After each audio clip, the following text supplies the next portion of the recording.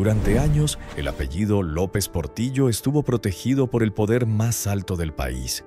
Hoy aparece lejos de la presidencia, disperso en vidas que siguieron caminos muy distintos, algunas visibles, otras envueltas en silencio.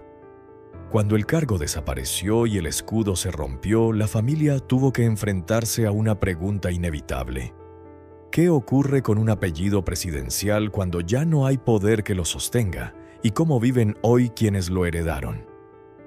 El 17 de febrero de 2004, José Guillermo Abel López Portillo y Pacheco murió en la Ciudad de México a los 83 años, víctima de una neumonía. Había sido presidente de México entre 1976 y 1982, y su fallecimiento marcó el cierre formal de una etapa política. Pero para su familia ese día no significó un final, sino el comienzo de una exposición distinta, sin cargo, sin fuero y sin control narrativo. Durante su mandato, el nombre López Portillo estuvo asociado al Estado mismo. Las decisiones, los excesos, los discursos y los símbolos se confundían con la figura presidencial. Sin embargo, mientras el país observaba al presidente, en paralelo se construía una estructura familiar compleja, con vínculos formales y otros que permanecieron fuera del foco público durante años. La familia López Portillo no fue una sola línea continua. Existieron ramas que convivieron bajo el mismo apellido, pero no bajo las mismas reglas. Algunas crecieron dentro de la institucionalidad del poder, otras en espacios más ambiguos, protegidos por el silencio y la discreción. Esa arquitectura familiar sería determinante cuando el poder político dejó de ordenar las jerarquías. Durante décadas, la imagen oficial estuvo encabezada por Carmen Romano, esposa del presidente y primera dama. A su lado, la familia presidencial se presentaba como un bloque estable, visible y protocolario. Pero fuera de ese encuadre existían otras historias que no formaban parte del discurso público y que solo más tarde comenzarían a emerger. Carmen Romano Nolk nació en 1926 en la Ciudad de México y se casó con José López Portillo en 1951. Permanecieron juntos durante 40 años y tuvieron 3 hijos. Durante el sexenio presidencial, ella ocupó un rol central en la vida institucional del país, impulsando proyectos culturales y sociales desde una posición de enorme visibilidad. La figura de la primera dama fue constante en actos oficiales, viajes y ceremonias. Su presencia reforzaba la imagen de estabilidad familiar en la cúspide del poder. Al mismo tiempo, esa visibilidad convirtió a la familia inmediata en parte del aparato simbólico del Estado, expuesta a observación permanente. De ese matrimonio nacieron José Ramón, Carmen Beatriz y Paulina López Portillo Romano. Los 3 crecieron en un entorno marcado por la cercanía directa al poder político, con acceso privilegiado a espacios reservados para muy pocos. Sus nombres comenzaron a ser conocidos desde muy temprano, no por decisiones propias, sino por su vínculo directo con la presidencia. A medida que avanzaba el sexenio, el apellido López Portillo dejó de ser solo una referencia política y empezó a funcionar como una red. Parentescos, lealtades y posiciones se entrelazaban dentro del aparato gubernamental. Esa cercanía familiar con el poder sería observada con atención tanto dentro como fuera del país. Pero mientras una parte de la familia ocupaba espacios visibles, otra comenzaba a existir en un territorio donde el poder operaba de forma menos evidente y mucho más silenciosa. Lo que se descubriría sobre ese espacio terminaría alterando por completo la forma en que se entendería esta historia. Durante esos mismos años, José López Portillo mantuvo una relación con la actriz Sasha Montenegro. Esa relación no formaba parte del relato oficial y se desarrolló en paralelo a la vida pública del presidente.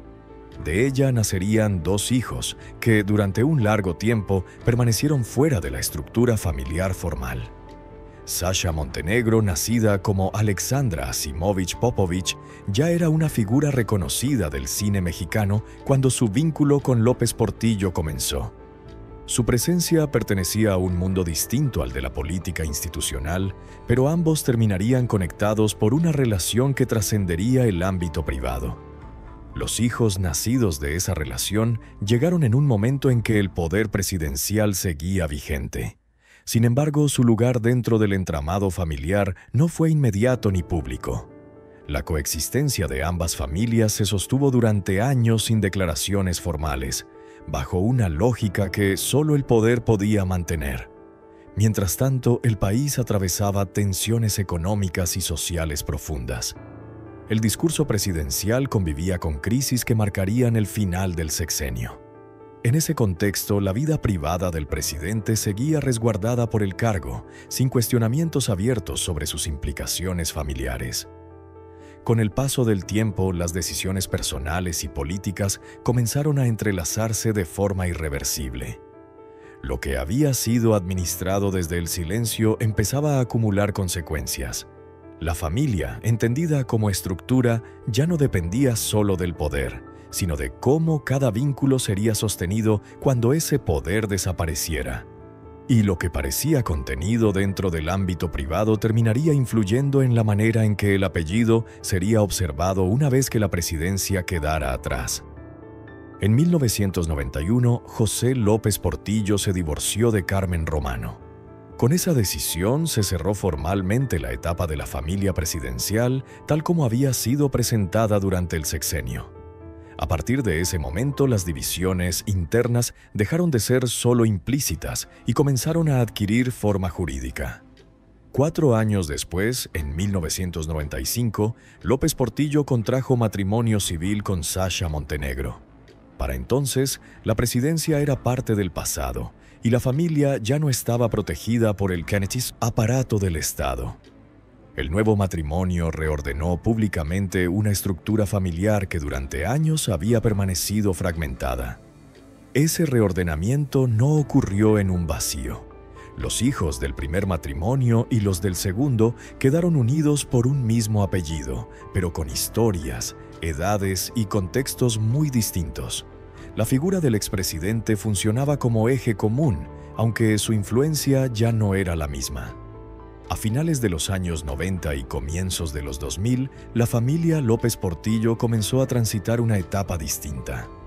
Sin cargo, sin poder formal y con el pasado cada vez más presente, cada integrante tendría que encontrar su propio lugar dentro y fuera del apellido. Y cuando la figura central desapareció definitivamente en 2004, la pregunta dejó de ser quién había sido López Portillo para convertirse en qué ocurriría con todos los que llevaban su nombre. Lo que sucedería después revelaría que ese apellido no se desvaneció con el poder, sino que comenzó a manifestarse de formas que pocos esperaban.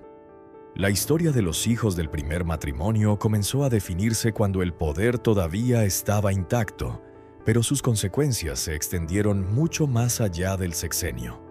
José Ramón, Carmen Beatriz y Paulina crecieron en un entorno donde el apellido abría puertas de forma automática, pero también generaba expectativas difíciles de esquivar. Desde muy jóvenes entendieron que cualquier paso que dieran sería observado con lupa. José Ramón López Portillo Romano fue el primero en quedar directamente vinculado al ejercicio del poder. Su formación académica avanzó en paralelo al ascenso político de su padre, y su nombre comenzó a circular en espacios donde las decisiones no eran solo técnicas, sino profundamente políticas. En los últimos años del gobierno, su presencia dentro del aparato estatal dejó de ser discreta. Hacia el final del sexenio, José Ramón fue designado subsecretario de Programación y Presupuesto. La decisión ocurrió cuando Miguel de la Madrid Hurtado era titular de la Secretaría y ya se perfilaba como sucesor presidencial. El nombramiento fue interpretado de inmediato como una extensión directa del poder familiar dentro del gobierno. El propio López Portillo reconocería más tarde en sus memorias que era consciente del impacto de esa decisión. Sabía que el señalamiento de nepotismo sería inevitable y que el nombre de su hijo quedaría marcado por ese episodio. Aún así, el nombramiento se sostuvo y se convirtió en uno de los símbolos más citados del final del sexenio. Tras dejar el cargo, José Ramón inició una trayectoria que se desplazó fuera del centro político mexicano. Su formación lo llevó a espacios académicos y diplomáticos internacionales, donde su apellido seguía siendo reconocido, aunque bajo una lógica distinta. El poder ya no lo acompañaba, pero el antecedente nunca desapareció. Carmen Beatriz López Portillo Romano, por el contrario, evitó desde el inicio una relación directa con la política partidista. Su interés se inclinó hacia el derecho, la historia y la gestión cultural. Mientras su hermano mayor enfrentaba la exposición del aparato gubernamental, ella construía un perfil menos estridente, pero constante. Pero con el paso de los años, ese episodio comenzaría a adquirir un significado distinto, cuando las trayectorias de los hijos empezaron a separarse de formas que el poder nunca pudo anticipar. Desde 1990, Carmen Beatriz asumió la rectoría de la Universidad del Claustro de Sor Juana. La institución, ubicada en el antiguo convento de San Jerónimo, se convirtió en el eje de su vida pública. A través de ese espacio consolidó un proyecto académico centrado en humanidades, historia y pensamiento crítico. El inmueble que albergaba la universidad había sido cedido durante el gobierno de su padre y pasó a propiedad privada. Esa circunstancia nunca estuvo completamente ausente del debate público, aunque Carmen Beatriz mantuvo el proyecto educativo al margen de disputas políticas directas. Su permanencia al frente de la institución se extendió durante décadas. Paulina López Portillo Romano eligió un camino distinto al de sus hermanos. Desde joven mostró interés por la música y el escenario y durante el sexenio presidencial de su padre tuvo acceso a recursos que le permitieron grabar 2 discos. En una industria cerrada, su incursión llamó la atención de inmediato. La carrera musical de Paulina fue breve. Tras esa etapa se alejó de los reflectores y optó por una formación académica vinculada a la historia. Con el tiempo, su relación con el apellido se expresó más a través de la escritura y la reflexión que del espectáculo. En 1981, Paulina contrajo matrimonio con Pascual Ortiz Rubio Downey, nieto del expresidente Pascual Ortiz Rubio. La unión no pasó desapercibida, ya que conectaba 2 linajes presidenciales separados por medio siglo de historia política mexicana. Ese vínculo reforzó la idea de continuidad entre élites, pero lo que pocos anticiparon entonces fue que esas trayectorias tan distintas entre sí comenzarían a generar tensiones silenciosas cuando el poder que las había enmarcado dejó de existir. Lo que vino a continuación abrió un escenario completamente distinto. Con el paso de los años, la relación entre los 3 hermanos se vio atravesada por decisiones patrimoniales y por la forma en que cada uno entendía el legado de su padre. Aunque públicamente se mantuvo una imagen de unidad, las diferencias de enfoque comenzaron a ser evidentes en espacios privados. La muerte de Carmen Romano en el año 2000 alteró el equilibrio interno de la familia. Con su desaparición se cerró una figura que había funcionado como eje del primer núcleo familiar. A partir de entonces, la relación entre los hijos quedó vinculada directamente a la figura del expresidente y a lo que vendría después. Cuando José López Portillo murió en 2004, los 3 hijos del primer matrimonio se encontraron en una posición inédita. Ya no existía la figura central que ordenaba jerarquías ni decisiones. Cada uno debía enfrentar el apellido desde un lugar propio, sin intermediarios. Las declaraciones posteriores al fallecimiento del expresidente revelaron posturas distintas frente a la herencia y al patrimonio.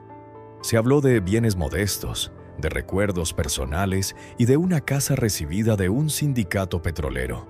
Las palabras buscaban cerrar el tema, pero no lograron apagar todas las dudas.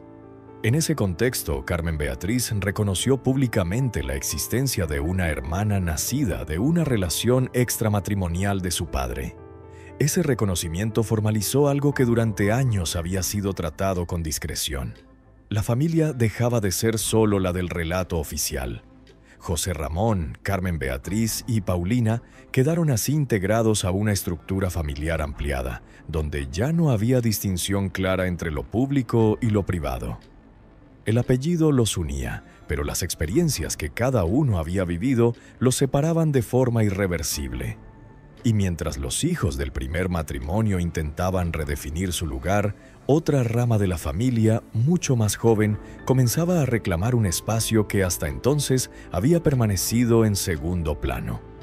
La historia de los hijos de Sasha Montenegro y la manera en que fueron incorporados al apellido López Portillo marcaría el siguiente gran giro de esta historia. La incorporación plena de la segunda familia ocurrió cuando el poder ya no estaba en juego. Nabila y Alejandro López Portillo Montenegro no crecieron dentro del ritual presidencial ni bajo el protocolo de los Pinos. Su infancia transcurrió en un contexto distinto, marcado por la fama artística de su madre y por una relación con el apellido que fue, durante años, lateral y cuidadosamente administrada. Nabila nació en 1985 y Alejandro en 1987, cuando José López Portillo aún estaba casado con Carmen Romano. Su existencia fue conocida en ciertos círculos, pero no formó parte del relato público del expresidente durante su mandato. Esa separación entre lo visible y lo privado definió los primeros años de ambos, incluso antes de que ellos pudieran comprenderlo. Sasha Montenegro, su madre, ya era una figura consolidada del cine mexicano. Había participado en más de 60 producciones y era reconocida como una de las vedettes más populares de su generación.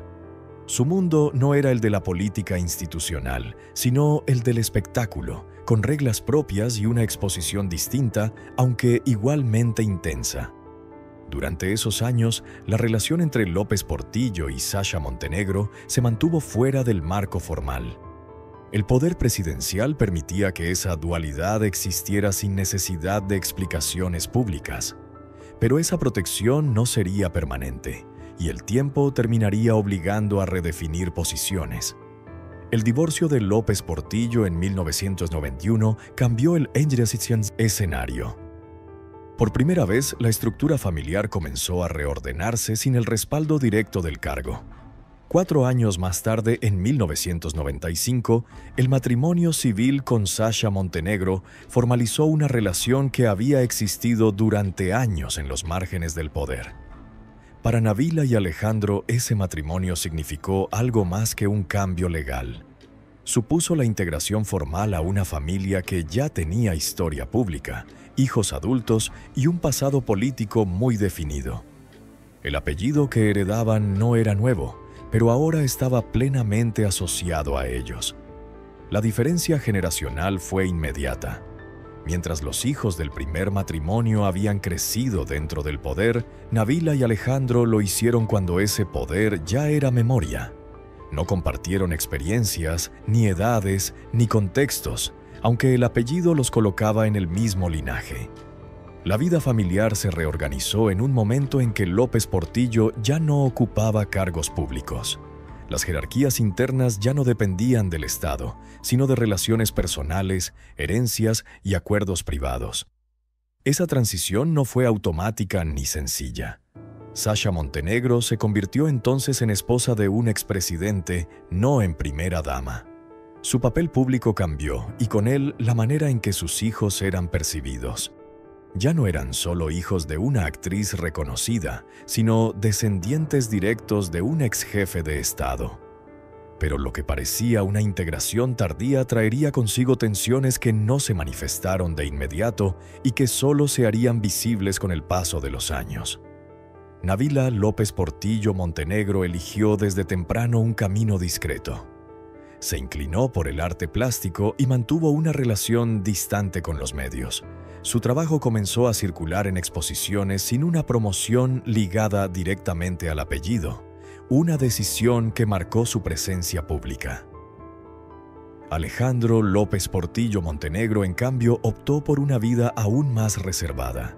Su nombre apareció de forma esporádica en notas informativas, no por actividad profesional destacada, sino por incidentes personales que llamaron la atención precisamente por el peso del apellido.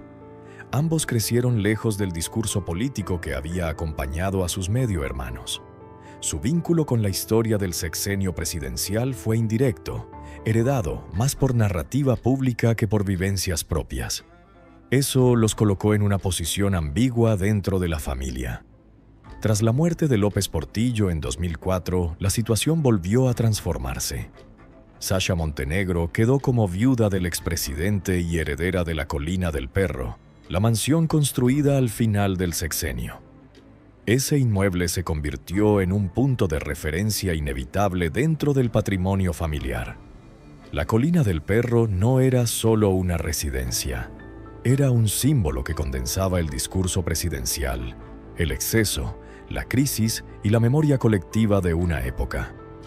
Para los hijos de Sasha Montenegro, ese símbolo pasó a formar parte de su herencia directa. Durante años, la propiedad fue utilizada para distintos fines y apareció en producciones audiovisuales. Su existencia seguía recordando el pasado, incluso cuando la familia intentaba proyectarse hacia adelante. La mansión funcionaba como un recordatorio constante. Sasha Montenegro, por su parte, continuó administrando esa herencia mientras enfrentaba problemas de salud. Años después se haría público que recibía una pensión anual derivada del cargo presidencial de su esposo, un dato que reactivó debates sobre el legado económico del sexenio.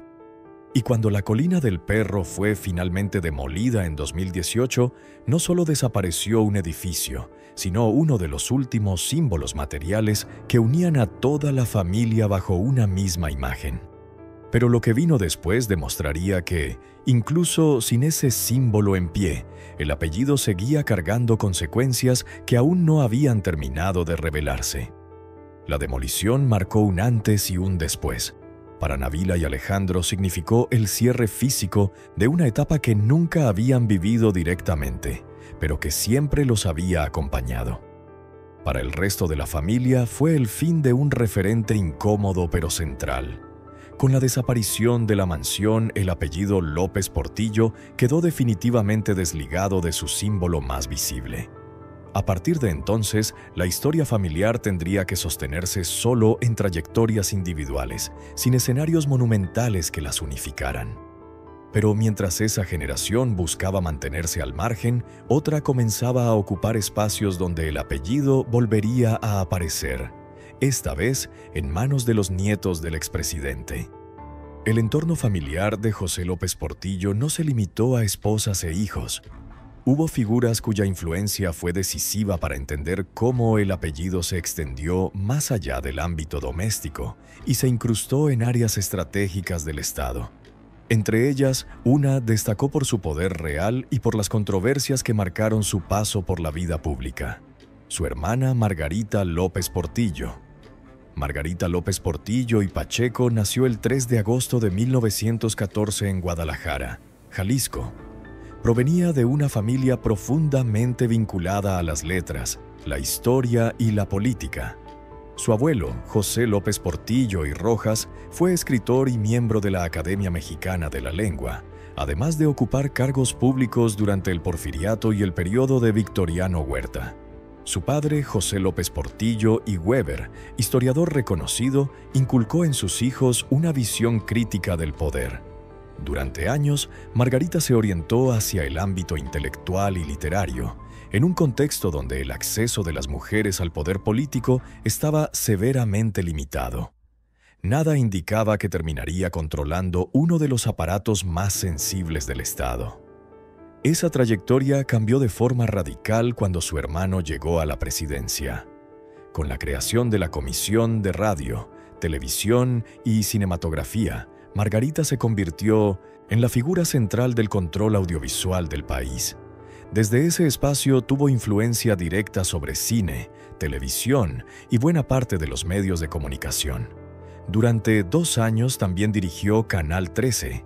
Su gestión fue duramente criticada por priorizar la promoción de la imagen presidencial y del gobierno. Para muchos, su figura encarnó de manera clara el uso del poder familiar como extensión del poder estatal.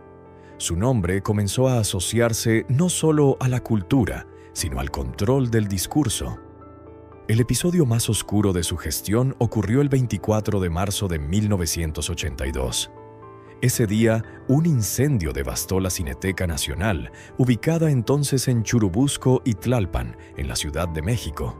El fuego destruyó el edificio y causó la muerte de varias personas, cuyo número exacto nunca fue esclarecido.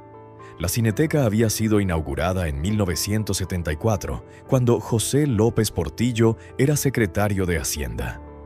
El inmueble carecía de medidas de seguridad adecuadas para almacenar material altamente inflamable. Aunque Margarita no era responsable directa del diseño del edificio, fue señalada por no impulsar adecuaciones ni promover una investigación exhaustiva del siniestro. El origen del incendio nunca fue aclarado de forma definitiva. La tragedia quedó envuelta en versiones incompletas, silencios oficiales y ausencia de responsables claros. Desde entonces, el nombre de Margarita López Portillo quedó ligado de manera permanente a ese episodio. Pero esa no fue la única vez que la hermana del presidente quedó en el centro de un hecho que revelaría hasta qué punto el poder familiar también generaba riesgos extremos. Y ese episodio sería seguido por una situación que pondría a prueba a la familia de forma inesperada. El 11 de agosto de 1976, cuando José López Portillo era presidente electo, pero aún no había asumido el cargo, Margarita fue víctima de un atentado. El ataque ocurrió en la colonia Condesa, cuando el automóvil en el que viajaba fue ametrallado por un comando de la Liga Comunista 23 de septiembre. Margarita resultó ilesa, pero el atentado dejó un saldo fatal. Un escolta murió y otros 2 escoltas, junto con el chofer, resultaron gravemente heridos. El ataque involucró a entre 8 y 10 personas armadas y uno de los agresores, David Jiménez Sarmiento, murió tras quedar herido durante el enfrentamiento. El episodio tuvo un impacto inmediato. López Portillo llegó al lugar minutos después y retiró personalmente a su hermana, quien se había refugiado en una casa cercana.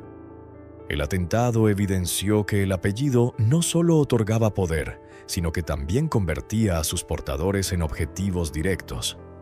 Margarita sobrevivió y continuó su actividad intelectual. Además de su rol político, escribió guiones y novelas que fueron adaptados al cine y la televisión. Entre ellas, Maximiliano y Carlota y Toña Machetes, obras que reforzaron su presencia en el ámbito cultural incluso después del sexenio.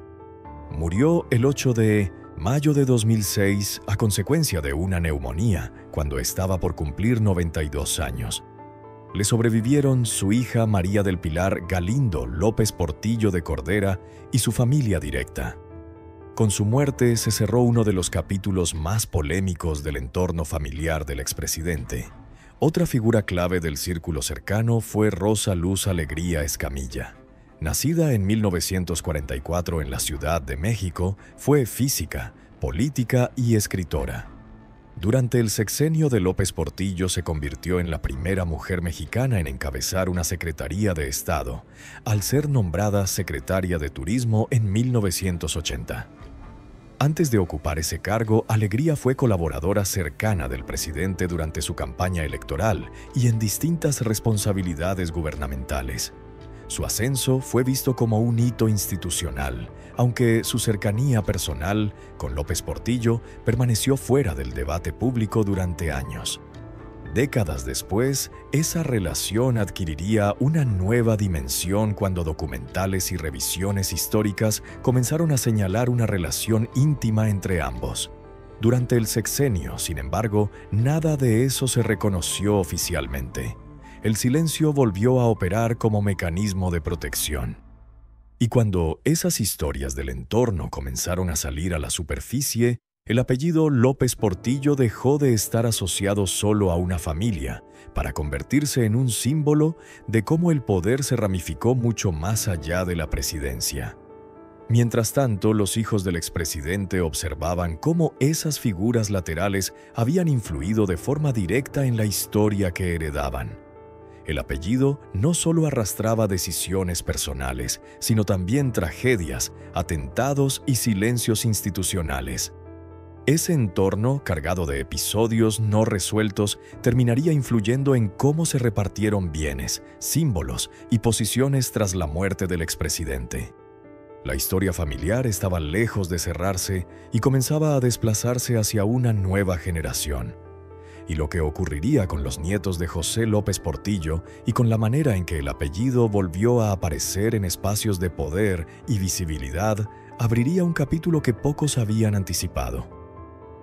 Tras la muerte de José López Portillo en 2004, la familia entró en una fase distinta, menos visible pero no menos compleja. El centro de gravedad dejó de ser la figura del expresidente y pasó a ser el patrimonio, los símbolos y las decisiones tomadas en privado. Sin poder político de por medio, cada movimiento comenzó a leerse como una señal de cómo el apellido se reorganizaba. Uno de los primeros temas en emerger fue la herencia.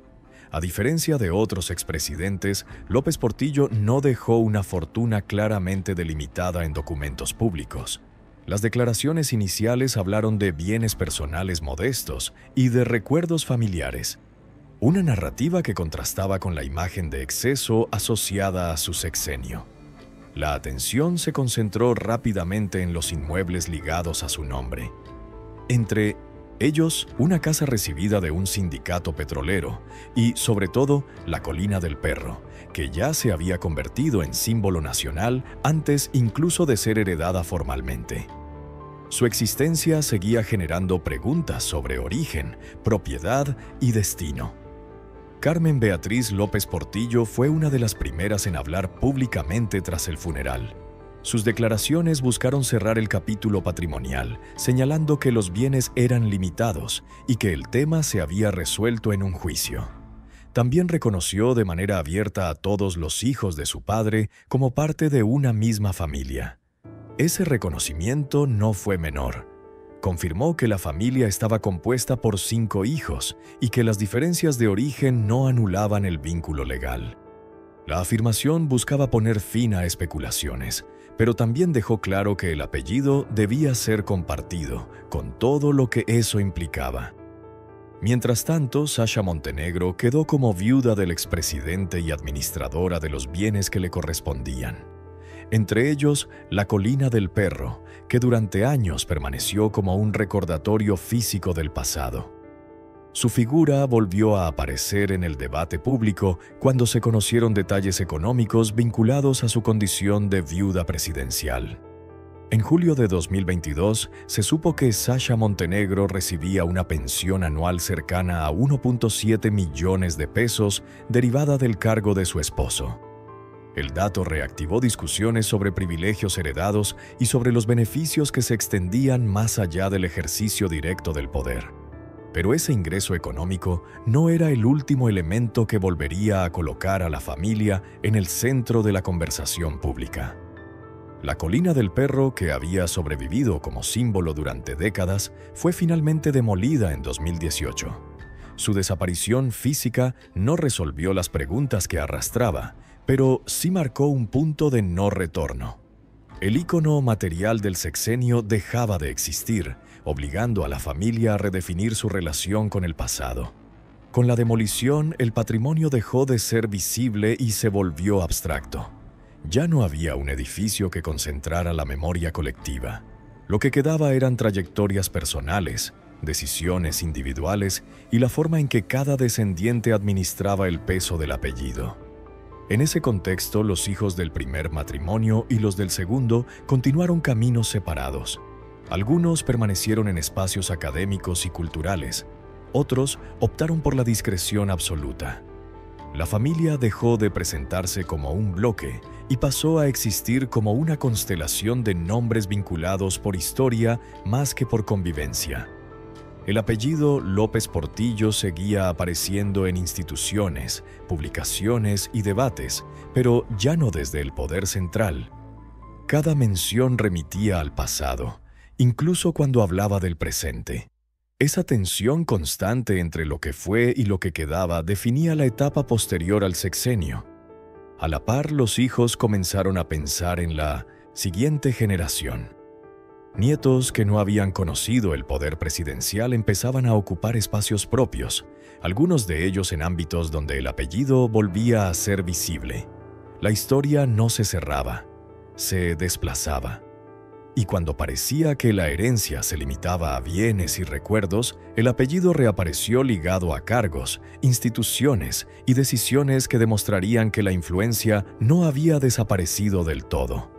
La familia, ya sin una figura central, comenzó a proyectarse hacia el futuro de formas inesperadas, no desde la política partidista, sino desde la cultura, la academia y, en algunos casos, la vida empresarial. El poder había cambiado de forma, pero no se había diluido completamente. El legado de López Portillo dejó de ser un asunto exclusivamente histórico para convertirse en algo cotidiano.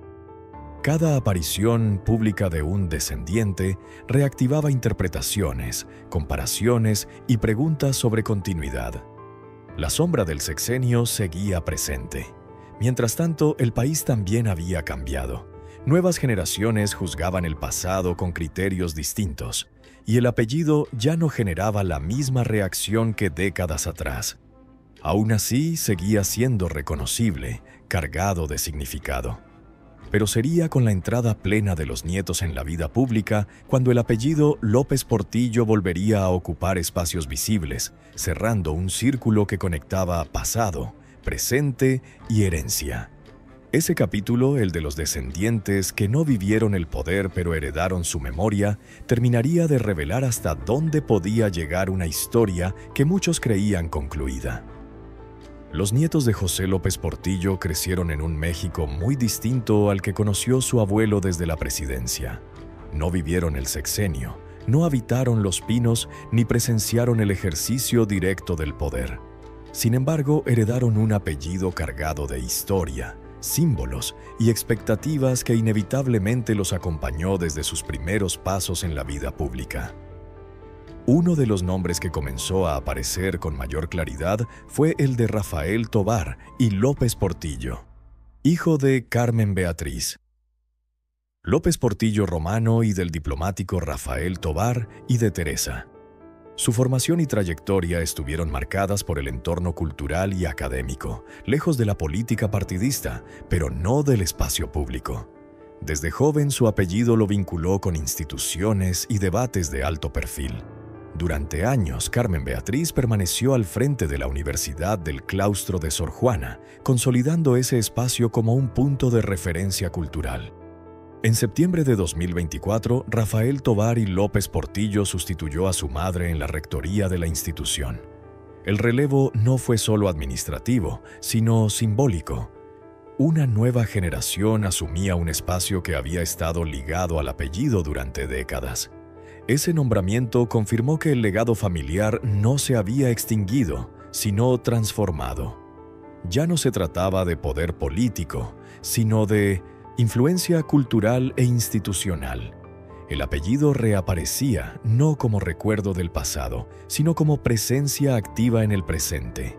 Otro episodio que volvió a colocar a los nietos en el foco ocurrió en abril de 2019.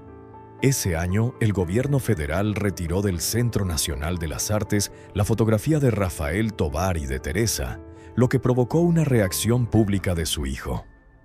Rafael Tovar y López Portillo expresó su inconformidad en redes sociales, señalando presiones sindicales detrás de la decisión. El incidente evidenció que el apellido seguía generando fricciones en espacios públicos. Incluso sin ejercer cargos políticos, los descendientes de López Portillo continuaban siendo parte de debates sobre memoria, reconocimiento y legado.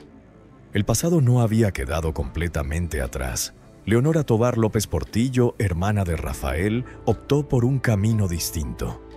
En 2019 inauguró la cafetería Tres Abejas en la colonia Roma de la Ciudad de México, dentro de un inmueble que también funcionaba como museo. Su proyecto se insertó en el ámbito cultural y empresarial, lejos de la política directa, pero dentro de círculos influyentes. El éxito del establecimiento atrajo a figuras del empresariado y la vida pública mexicana. La inauguración y posteriores eventos evidenciaron cómo el apellido seguía abriendo espacios, incluso cuando la actividad no estaba relacionada con el poder estatal. La herencia se manifestaba de maneras más sutiles. Leonora también reforzó vínculos históricos al contraer matrimonio con Gerardo Díaz Castañón, nieto del expresidente Gustavo Díaz Ordaz. La unión volvió a conectar linajes presidenciales que habían marcado distintas etapas del país. Décadas después, los apellidos volvían a encontrarse, ya no desde el poder, sino desde la vida social. Ese enlace confirmó que las viejas élites políticas mexicanas seguían entrelazándose a través de generaciones. Aunque el contexto era distinto, la continuidad histórica permanecía. El apellido López Portillo seguía formando parte de ese entramado. Y lo que comenzó como una herencia simbólica terminó mostrando que el apellido no solo sobrevivió al poder, sino que aprendió a moverse sin él. Mientras tanto, los hijos de López Portillo continuaron con trayectorias separadas. Algunos mantuvieron presencia pública constante. Otros eligieron una vida más reservada. El apellido dejó de funcionar como un bloque y pasó a expresarse a través de decisiones individuales, algunas visibles, otras deliberadamente discretas. La muerte de Sasha Montenegro en febrero de 2024 cerró otro capítulo de la historia familiar. Con su fallecimiento desapareció una figura que había conectado directamente el mundo del espectáculo con el legado presidencial. Su partida marcó el fin de una generación que vivió de primera mano la transición del poder al recuerdo. A más de 20 años de la muerte de José López Portillo, su familia continúa existiendo en un espacio intermedio entre la historia y el presente. No como protagonistas del poder, sino como portadores de una memoria que sigue generando interés, debate y curiosidad. El apellido ya no define un proyecto político ni una administración, pero sigue siendo reconocido. Aparece en universidades, en proyectos culturales, en emprendimientos privados y en discusiones sobre herencia y memoria. El poder cambió de forma, pero no desapareció por completo. Cada descendiente encontró su manera de habitar ese legado. Algunos desde la gestión cultural, otros desde la academia, otros desde la discreción. No hubo un solo camino, ni una narrativa única. La historia se fragmentó como suelen hacerlo las herencias largas. Y quizá ahí reside lo más revelador de esta historia. Que cuando el poder dejó de proteger, lo único que permaneció fue el apellido y las decisiones que cada generación tomó para convivir con él. Hoy, la familia López Portillo ya no ocupa el centro del escenario político mexicano. Sin embargo, su historia sigue siendo observada porque conecta pasado y presente, poder y memoria, Estado y vida privada. No como una lección cerrada, sino como un proceso que aún se despliega. El tiempo transformó lo que alguna vez fue autoridad absoluta en una red de trayectorias individuales. Lo que antes se sostenía desde el poder, ahora se sostiene desde la continuidad familiar. Y esa transformación explica por qué el interés no desaparece. Porque más allá del sexenio, de los discursos y de los símbolos, la historia de los López Portillo continúa en quienes llevan el apellido. No como protagonistas de una nación, sino como herederos de una memoria que todavía interpela. Con el paso del tiempo, el apellido López Portillo dejó de estar asociado a decisiones de Estado y pasó a relacionarse con trayectorias personales. Ya no marcaba el rumbo del país, pero seguía acompañando a quienes lo llevaban en cada espacio que ocupaban. Las nuevas generaciones crecieron sin el respaldo del poder presidencial. No heredaron cargos ni influencia directa, pero sí una historia conocida, registrada y constantemente recordada. Eso condicionó la forma en que cada uno eligió mostrarse o mantenerse al margen. Algunos descendientes optaron por espacios académicos y culturales, donde el apellido aparecía vinculado a instituciones y proyectos concretos. Otros eligieron actividades privadas, reduciendo al mínimo su exposición pública y evitando cualquier asociación política. El nombre siguió apareciendo en medios, no por escándalos de gobierno, sino por decisiones individuales. Apariciones puntuales, nombramientos específicos, proyectos personales, ya no como bloque familiar, sino como presencias separadas. Ese cambio marcó una diferencia clara con el pasado. Lo que antes se concentraba en una sola figura, ahora se dispersaba en caminos distintos, sin coordinación ni narrativa común. La familia dejó de ser una estructura unificada. Con el paso de los años, la atención pública también se transformó. El apellido ya no provocaba la misma reacción inmediata, pero seguía generando interés cuando reaparecía ligado a instituciones, cargos culturales o vínculos históricos. La historia dejó de avanzar desde el poder y comenzó a hacerlo desde la memoria. Cada mención remitía a un sexenio, a una época, a decisiones que ya no podían modificarse, pero tampoco olvidarse del todo. Hoy, los descendientes de José López Portillo viven en un escenario distinto al que marcó a su familia durante décadas. No cargan con el ejercicio del poder, pero sí con el registro de haber pertenecido a él. Ese equilibrio entre pasado y presente define la etapa actual del apellido, no como símbolo de autoridad, sino como referencia histórica que sigue apareciendo de forma intermitente en la vida pública mexicana. Así, la historia de la familia López Portillo no se cerró con el fin del sexenio ni con la muerte del expresidente. Simplemente cambió de forma y continuó avanzando a través de quienes heredaron su nombre. Si este recorrido sobre los hijos y la familia de López Portillo te ayudó a comprender mejor cómo el poder se transforma en legado, suscríbete al canal, activa la campanita, deja tu comentario con tu reflexión y comparte este video para que más personas puedan conocer estas historias que siguen resonando mucho después de que el poder se apaga.